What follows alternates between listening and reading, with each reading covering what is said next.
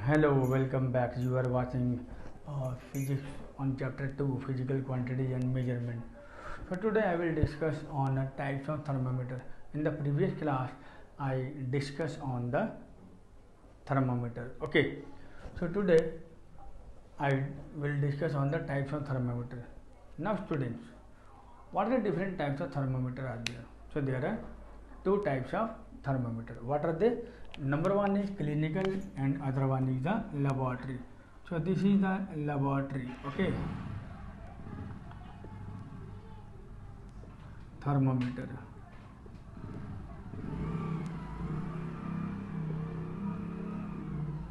and this is the clinical thermometer, okay.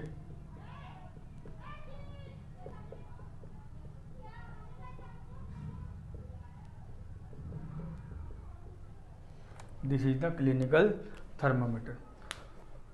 So I've already discussed on the previous class that laboratory thermometer is used in laboratory purposes, where a clinical thermometer it is used in measuring the human body temperature. Okay, so let's first of all discuss on the clinical thermometer. You must keep in mind the clinical thermometer is used to measuring the human body temperature.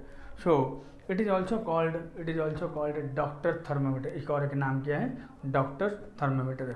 तो अभी आप देखना चाहोगे कि इसका जो the lowest point जो है, इसका लोएस्ट पॉइंट कितने होते हैं? The lower mark I mean fix point is what और 35 degree, where is the upper fix point is what how much 42 degree celsius. Okay, तो ये होते हैं. और उसके बाद हम बात करेंगे कि there is very narrow range of temperature. इसके बीच में जो रेंज है बहुत कम है, बहुत छोटे हैं. कैसे देखो, 35 टू 42 कितना रेंज हो गया? 7 डिग्री का, बहुत नैरो रेंज है. और लेबॉर्ट्री में आप देख रहे हैं 0 से 100, मतलब very broad range of temperature. Okay, so you know very well what is the normal temperature of a human body. The normal temperature is a human body is about what?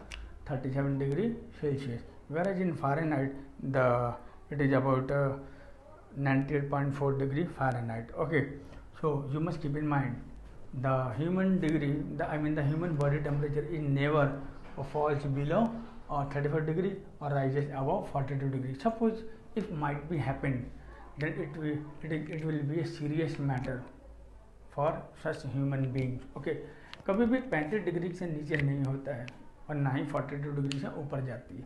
अगर by chance बहुत ज़्यादा बुखार हो जाए तो फिर उसके लिए तो काफ़ी यानी कि मुश्किल है. ठीक है, तो काफ़ी यानी कि उसके लिए क्या स्थिति गंभीर बन जाती है, तब जाके वो 42 से ऊपर या 35 से नीचे चली जाती है. ऐसे नॉर्मली अगर देखा जाए इस तरह का नहीं होता है. ठीक है, तो नेक्स्ट हम बात करेंगे जो क्लिनिकल थर्मामीटर है. क्लिनिकल थर्मामीटर के नीचे यहाँ पर क्या देखो, थोड़ा सा बेंड दिया हो ना, ये वाला बेंड है थोड़ा. ये जो बेंड है इसको हम लोग क्या बोलते हैं? किंक बोलते हैं. क्या बोलते हैं? किंक. स्पेलिंग क्या है? KINK, kink. ओके, इसमें कहीं किंक नहीं होते, इसमें देखो सीधा स्ट्रेट है, तो इसमें किंक नहीं होते हैं. किसमें? क्लिनिकल थर्मामीटर में. तो किंक का काम क्या है? Suppose if you want to measure your body temperature, then you have to put a thermometer inside the mouth just below the tongue. टंग के नीचे में थर्मोमीटर डाल दी, या बहुत जन आर्मपिट रीजन में भी रखते हैं बॉडी टेम्परेचर को मापने के लिए. ठीक है ना, तो मापने के बाद 1 मिनट तक देखने के बाद जब आप इसको निकालोगे, when you put out the thermometer from your mouth, तो आप देखोगे कि जो मरकरी का जो रीडिंग है बाहर निकालने के बावजूद भी उसका रीडिंग नीचे नहीं गिरती है. जबकि बाहर में तो टेम्परेचर कम होती है लेकिन नहीं गिरती है. क्यों? क्योंकि ये जो किंक है ना, it does not move the mercury to fall back into the bulb. वो मरकरी को मतलब नीचे गिरने नहीं देता है. इसलिए हम लोग थर्मामीटर को अंदर में क्या होते हैं? किंक होते हैं, जिससे कि हम पेशेंट का, कोई भी इंसान का बॉडी टेम्परेचर आसानी से रीडिंग कर सकें. क्लियर हो गया? नेक्स्ट और एक चीज़, इसमें मान के चलो कि आपने देखा होगा कि जैसे मैंने बॉडी टेम्परेचर रखा, बॉडी टेम्परेचर मेजरमेंट किया। फिर अगर मैं किसी सेकंड पर्सन को अगर मैं फिट करना चाहूँगा तो उसके लिए हमें क्या करना पड़ेगा, we have to jerk it, okay, ऐसे ज़ोर से ऐसे इसको हिलाना होता है। इससे क्या होता है, ऐसे जब ज़ोर से जर्क करते हैं तो सारा जो मरकरी है वो सारे कहाँ आ जाते हैं, बल्ब में आ जाते हैं। फिर आप उसको भी सेम वही प्रोसेस कर लो तो रीडिंग ले सकते हो, ठीक है।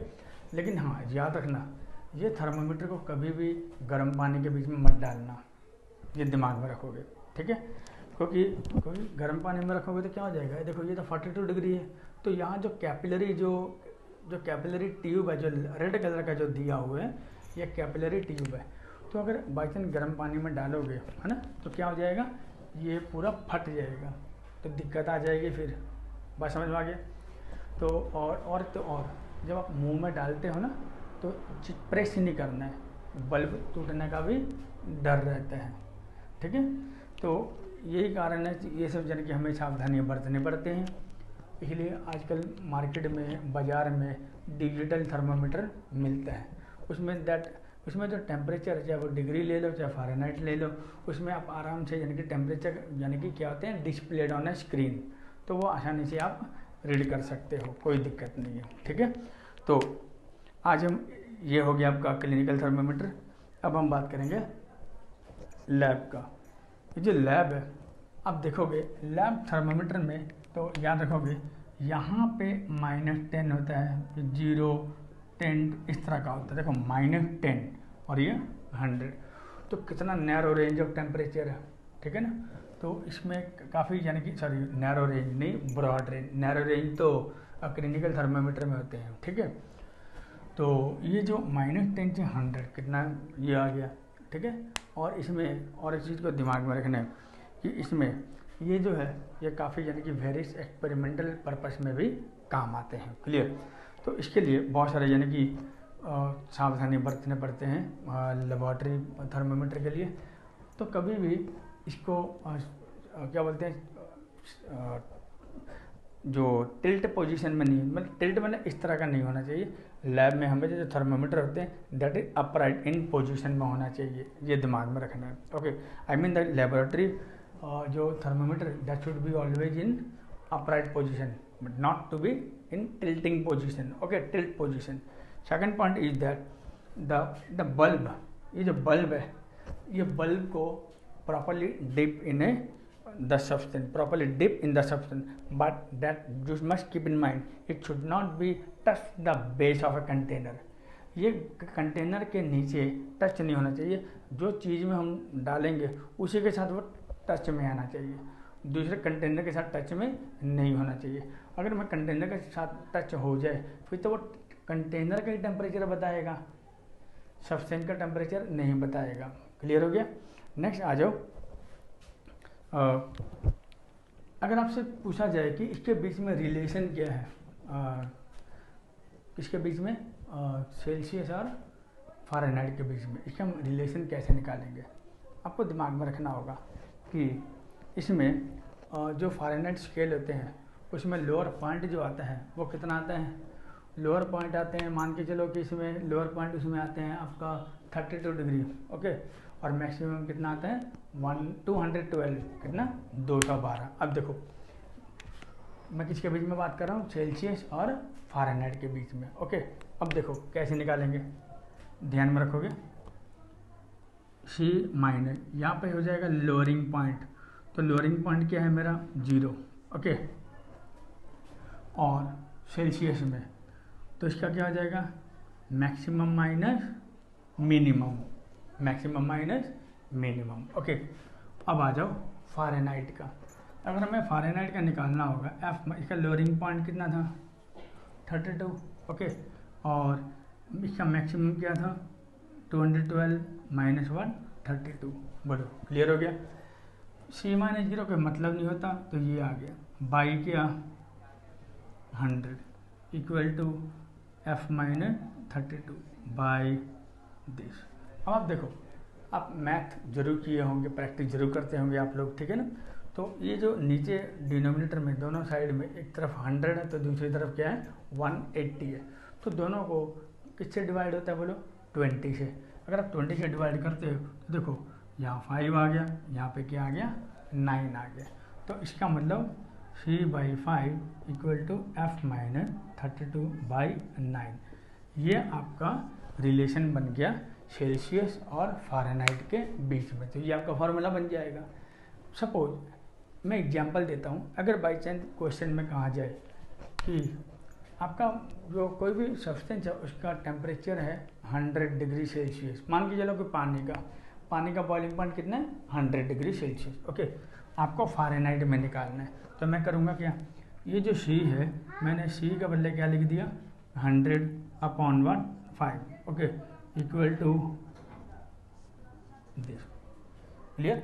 अब हम करेंगे क्या, ये जो 9 है ये किसके पास जाएगा, देखो 100 के पास, कितना आ गया 900।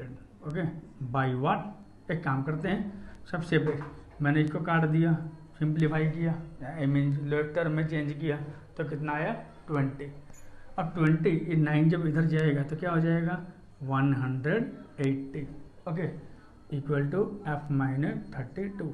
अगर मैं F निकालना चाहूँगा, ये जो माइनस 32 है ये कहाँ चला जाएगा लेफ्ट में, तो माइनस 32 अगर ये लेफ्ट साइड में जाएगा तो क्या हो जाएगा प्लस हो जाएगा। अब देखो 180 प्लस 32 तो आपका कितना आंसर आ गया 212। ओके, तो कितना आसान है। तो इस तरह से आपका क्वेश्चंस आ सकते हैं।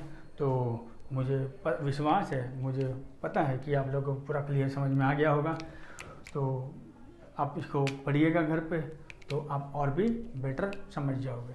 तो तब तक